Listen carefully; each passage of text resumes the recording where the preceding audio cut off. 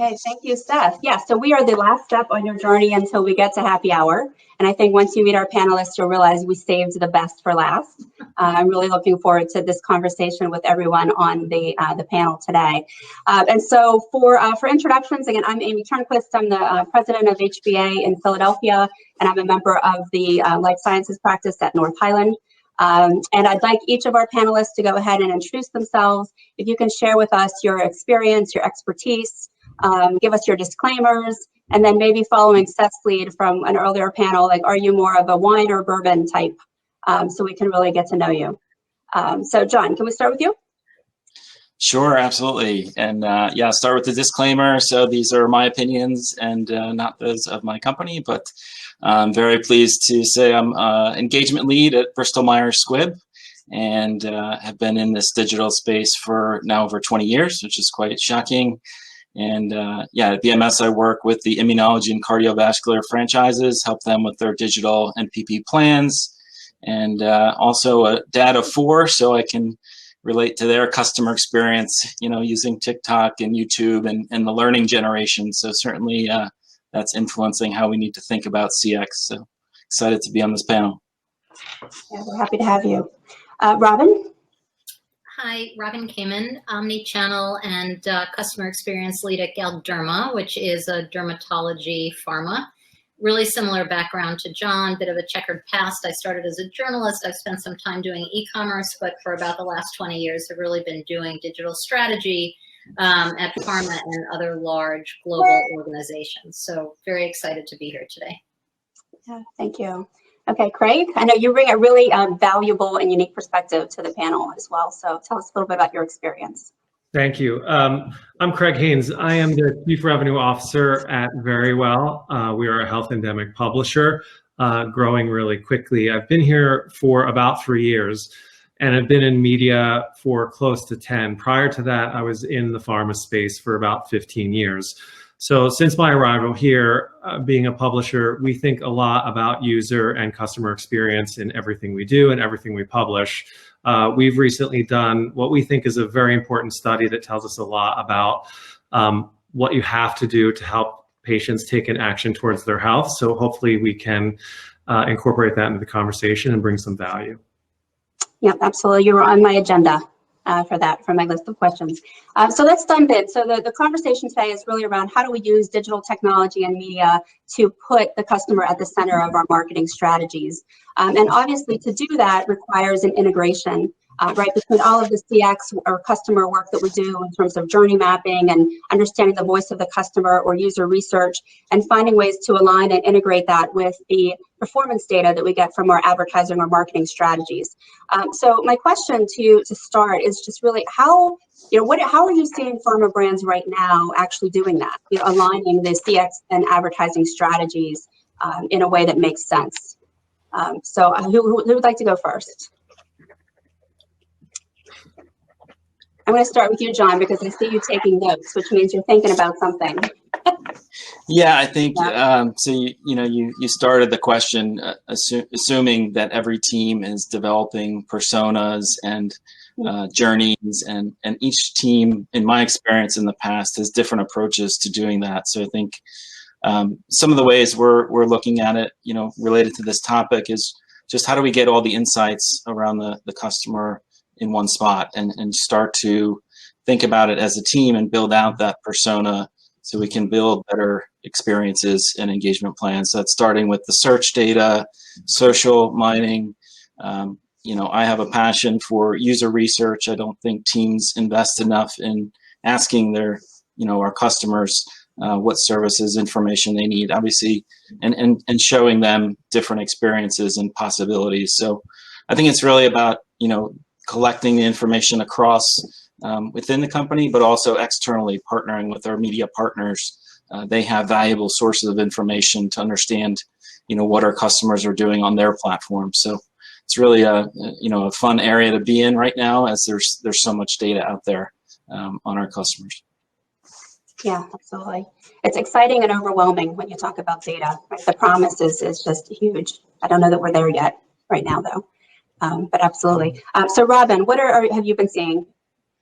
Yeah, so I can talk a little bit as well to the HCP side. So I think it's the same thing. I think it is just even understanding what data is available to you and really going back, especially with paid media, and making the agencies help you understand what worked and what didn't work, and then sharing that information across the company. So, you know, your marketers should know what worked and what didn't work. And then on the HCP side, your sales reps, it's also, I think, would be helpful to them to know if certain content was resonating more with certain types of physicians geographically, where they stand in their careers, any other demographics that you can suss out.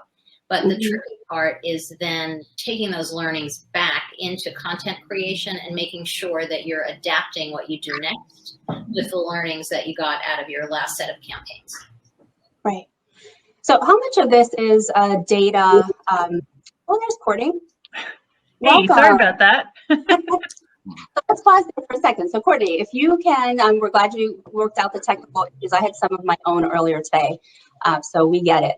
Can you introduce yourself to the panel? Again, your experience, your disclaimers, and then I'm going to loop you in on that question.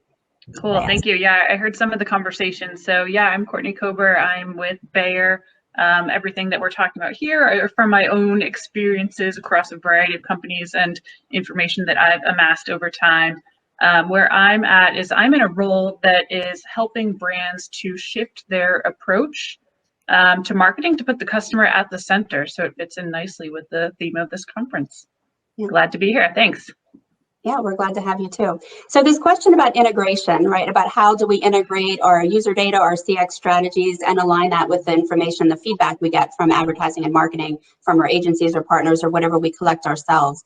You know, Hart, do you have thoughts on what you're seeing in the industry right now about how pharma is integrating those strategies and trying to be effective with that?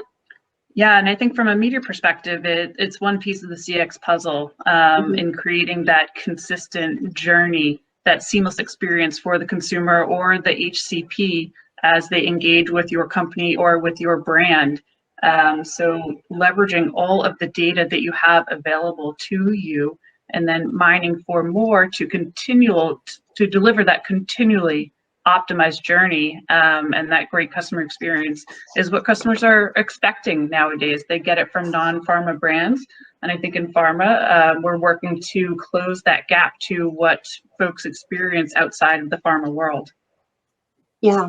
So where do you think, I mean, John, you mentioned too that I'm making assumptions that everybody's doing, you know, personas and these levels of segmentation.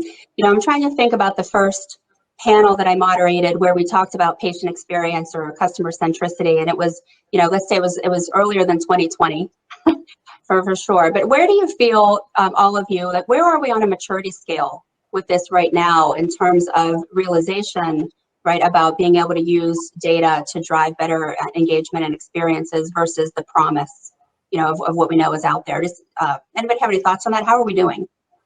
Are we doing the crawl, walk, run, fly methodology? Yeah, where are we? Yeah, I would say we're somewhere between crawl and walk, if we're honest. Yeah, right. Yeah, so big promise, just not realization yet. Ron, Yeah, Courtney, would you agree? Yes, I would agree that pharma has some opportunity to enhance this. Definitely, yeah, I would agree. We're in between crawl and the walk. Yeah. And John, I see you nodding. That's resonating. Yeah, I think it's getting the information out there and sharing it. There's a lot of information within these large companies in different departments, different groups. So I think it's making that visible, transparent, and sharing the key pearls and insights, you know, with the broader matrix and team. In a past life, you know, when we were in person, we had an agile war room and could post up the data and information and insights so everyone who came through could see it. Obviously, in this environment, it's a little different, but there are ways to do that and to make sure the teams are grounded in the core insights that are driving a lot of the content experiences we're creating. Right. That makes sense. So where are we? I would say one more question, following this thread, and then I do want to really dig into, Craig, your research on understanding customers. Where do you know, what's holding us back, do you think? Like, what are some of the obstacles right now in terms of getting investment or making progress to be closer to where we are? You know, where can we start to eliminate some of those obstacles, and what have you learned about how to be most effective? I think, Robin, you and I had talked a little bit about this in the past. Yes, and you know, you need to be able to quantify it. So I think John makes a great point, which is there is a lot of data, and it is not easy to bring it together and then to bring it together in a meaningful story. So that's something that I think is still holding us back until we can get the equivalent of a true CRM working with that AI layer attached that not only tells us what we're seeing, but what to do next. We all talk about how we have it, and yeah, we've got some version of it, but we're a little ways away from having it act in pharma, I think, as smoothly as it does, let's say, in an e-commerce business. Yeah, I would say, yeah, absolutely. You know, so that's there's still a lot of learnings that have to happen. So that to me is the biggest roadblock right now, is getting the data, manipulating it to understand what story it's telling you, and then figuring out, you know, what to do with it. Mm-hmm. Right. Any other thoughts on that? Yeah, to build on that, I think data unification is a key challenge that I've seen in a variety of places. So we have these, you know, pockets of data all over the place, but having that one common place to assemble it and then be able to make insights or extract insights from there, that's a key missing piece that's harder than it seems to implement. And I think additionally, getting that feedback loop for understanding customer or consumer expectations or what they want to see, and increasing our responsiveness in how we engage or how we take that feedback and engage with these audiences. Yeah. Right. Yeah. So clearly, we agree that it starts with knowing our customers, right? We've heard multiple times throughout the day today, right? I think one presentation was talking about health psychology assessments of really understanding what drives behaviors.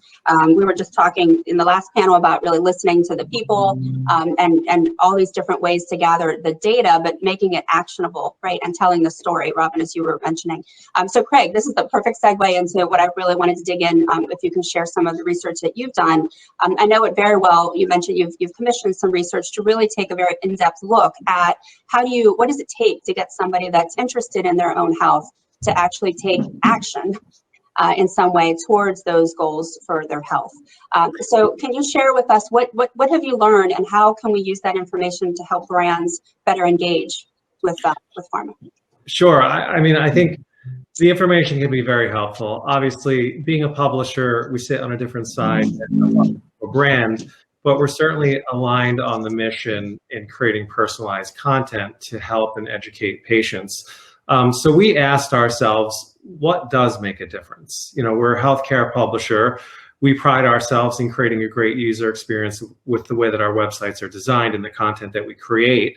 So we commissioned a third-party company to conduct a digital ethnography that was then followed up by quantitative research to better understand, for somebody who is on a health journey in any condition and across many conditions, we have this information broken out, what really does make a difference in the content and the user experience as part of their journey. And it really came down to 4 things to keep the messaging very simplistic.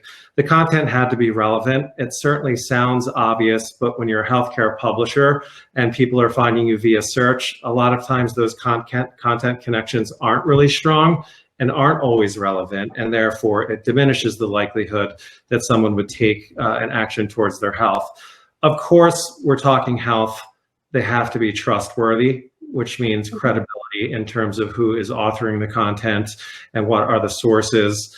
It has to be easy to find, and I know that we all talk about that and it sounds easy, but it sometimes can be distracting in a user experience situation where contradictory information, even in our world, banner ads, distracting things can distract the user, and what the outcome of that is they bounce and they don't continue along their journey. And lastly, and not most importantly, but certainly something that everyone's talking about today, it has to be empathetic. It has to have a deeper understanding of where they are in their customer journey. Certainly, it most likely should have a voice of other people that have had similar experiences, and it has to touch on that emotional side of their health journey and not forget that there's a human there outside of the condition. So we found that really insightful, that those 4 things, relevance, trust, empathy, and ease, were very important to our users. We continue to do that research and uncover more insights in that regard, but those have become our pillars in terms of how we create our content, and we're seeing great engagement because of it. Yeah, thank you. I'm familiar with some of your research, and I keep going back. Every time I look at it, I see a different facet that I'm interested in. So I would ask too, like Courtney, or John, and Robin, from your perspective, almost a real world evidence perspective, have you seen evidence of this as well in terms of the importance and driving engagement of, I think relevance, trust, ease of access, or empathy, and really driving results on the advertising or marketing side? John, do you want to go first? Sure. Yeah. I think those are all principles that apply to any digital experience or any customer experience. So I think of the Marriott I stayed in this weekend, and how they provide relevancy of information, trusted information, benefits around making things easy to find, and services to support the journey. That's what we want to do in pharma, right? They have a lot more data. They ask a lot more surveys along the way.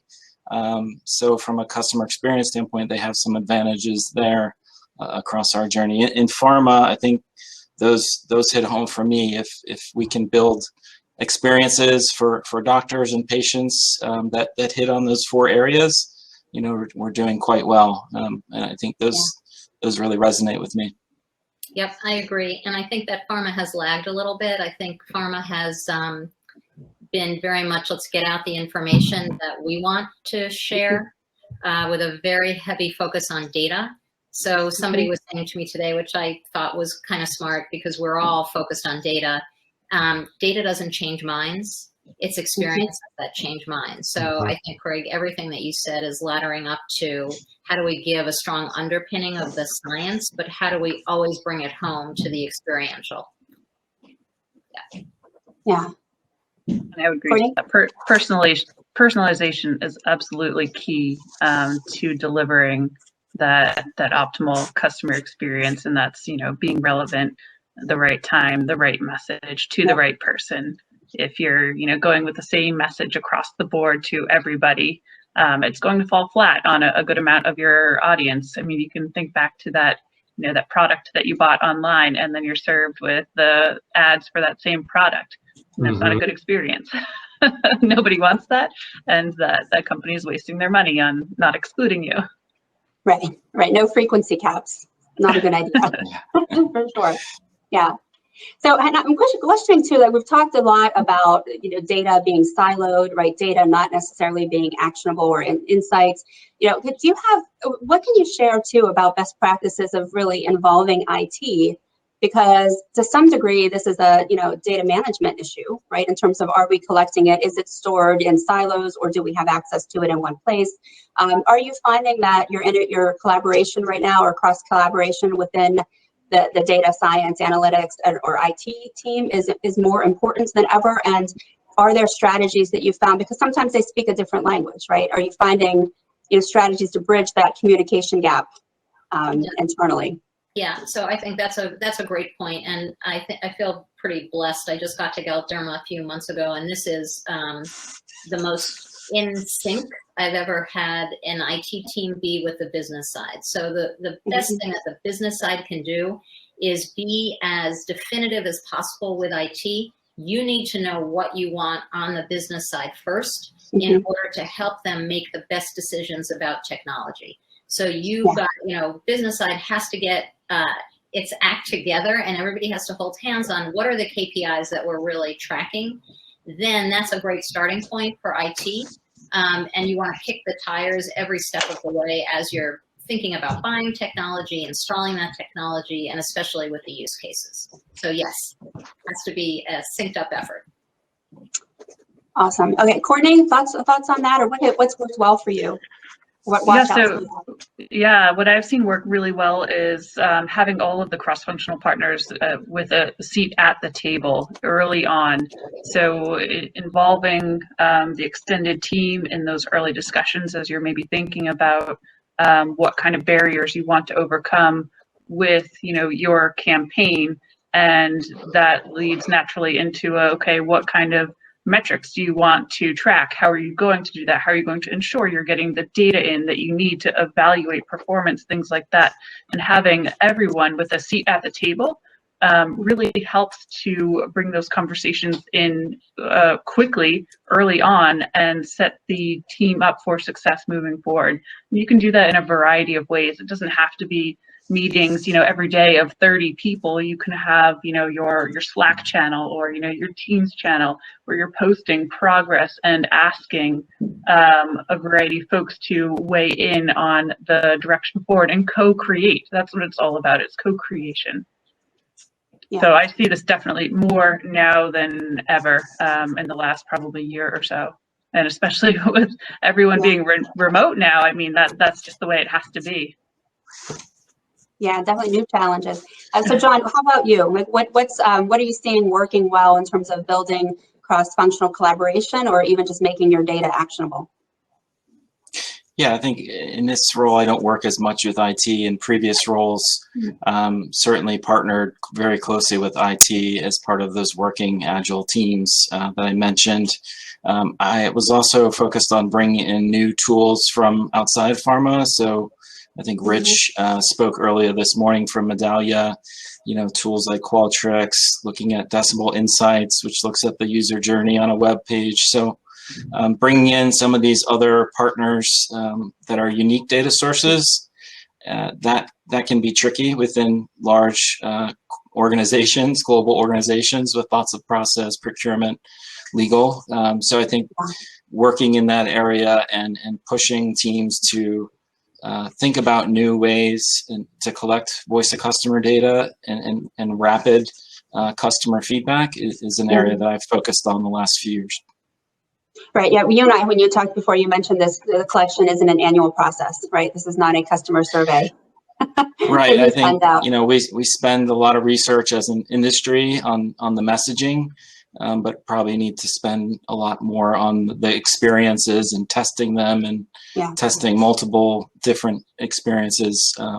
Every time I've done user research with healthcare professionals or patients, it's been extremely valuable, but in my career, it's been too few times. So I'm trying to, push my teams a little bit, nudge them to really make sure that's in their budgets for the years coming up. Mm-hmm.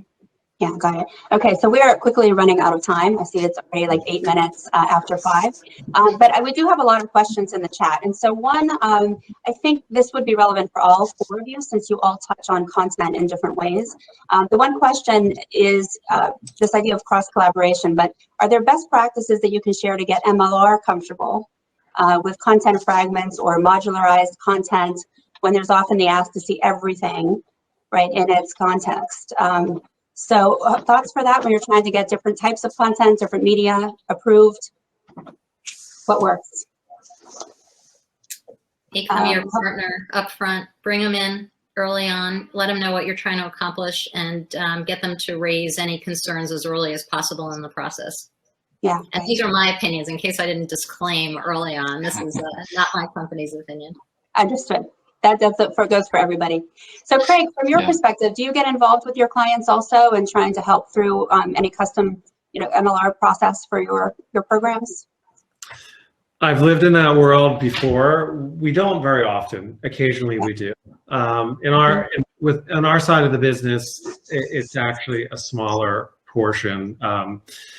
I would love to hear anybody that can offer that advice, because going back to my days, we tried everything and we know that it's certainly difficult. I think the one suggestion that John had made earlier, and I think it's going to have to become a bigger part of the business, especially with the way that we track people and privacy, looking to different types of partners. As publishers, you can provide tremendous insights. You have millions of people interacting with your content every day. So I think that there's real value there through the research teams. But with MLR, it's really not something that we do that often right now. Mm-hmm. Understood. Okay, so closing comments for Courtney, John, anything about that MLR question you'd like to add, or just closing remarks? Building on what Robin said, that's exactly it. Bringing those folks in early in the process to co-create the optimal solution for what you're looking to achieve. So I think it's important to do that early on so that you aren't getting to that critical point where you're crunched for time and can't have that kind of brainstorm and collaborative thinking, opportunity. And you're just getting to the point where, you have to launch something now. So having that conversation super early and working out the approach to get to a level of modular content that the organization is comfortable with, it is possible. And I've seen it happen in other organizations. Yep. So, John, anything else to add? I'm just going to keep talking until Seth comes on and tells us it's time for happy hour. I think it's been covered. Talk up front with the team, build relationships with your medical legal review teams, partner with them, but also bring in pictures, make it simple to understand, and bring in the experts. So if you're talking about connected TV or something a bit more complex, make sure the experts are there to ask the questions and explain things clearly. Right, that's great. Well, thank you all so much. So Seth, hopefully we can then come back in September and get to the other questions in the chat. Yeah, Seth, time. Oh yes, yes. Thank you, everyone. Courtney, where's your paddle? Oh, this is the basement. Room. Okay, so no paddle, not there. And then John, right on your lower right-hand corner, you have a whiteboard that says Pharma CX. Oh, you can see that, yeah. Yeah, what is that all about? It was a test. I see that too. Just prepping. And if anybody has any used books that they want to donate to Robin, she'll put her address in the chat, because it looks as if you got some room at the end there, which we could fill up with some useful literature. And Craig, that's cute. Man, you nailed it. Yes, Yeah, you nailed it. That's New York City set. Yeah, exactly. So nice. Thank you all for participating, everybody here as well. We are going to go back to the floor plan. You can hop around, have a beverage with some friends at a table, meet somebody new, and we will see you again at 1 o'clock tomorrow afternoon